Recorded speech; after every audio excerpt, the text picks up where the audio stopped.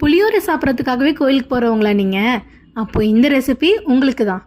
வாங்க கோவில் ஸ்டைல் புளியோரை செய்கிறது எப்படின்னு பார்க்கலாம். 1 ஸ்பூன் உளுத்தம் பருப்பு, 1 ஸ்பூன் கடலைப்பருப்பு, 1 ஸ்பூன் கருப்பு எள்ளு, அரை ஸ்பூன் வெந்தயம், 1 ஸ்பூன் முழு மிளகு, 1 ஸ்பூன் தனியா, 1 கைப்பிடி அளவு வேர்க்கடலை, 5 வரமிளகாய். இதெல்லாம் கம்மியான தீயில வறுத்து தட்டில் போட்டு ஆறுனதும் பொடியாக அரைச்சி வச்சுக்கலாம். 1 கைப்பிடி வேர்க்கடலையை நல்லா வறுத்து ஆறுனதும் தோல் உரித்து தனியாக வச்சுக்கலாம். இப்போ கடாயில் 3 ஸ்பூன் நல்லெண்ணெய், கடுகு, உளுத்தம்பருப்பு, கடலைப்பருப்பு, வறுத்த வேர்க்கடலை, கருவேப்பிலை, மஞ்சத்தூள், 2 வரமிளகாய் இதெல்லாம் சேர்த்து வதக்கிட்டு நம்ம வறுத்தரைச்ச பொடியை சேர்த்து நல்லா ஒன்று சேர கலரிட்டு ஒரு பெரிய நெல்லிக்காய் அளவு புளிக்கரைச்சல் தண்ணியை சேர்த்துக்கலாம். புளிக்கரைச்சல் நல்லா கொதி வந்ததும் தேவையான அளவு உப்பு சேர்த்துட்டு கலரிட்டே இருக்கணும்.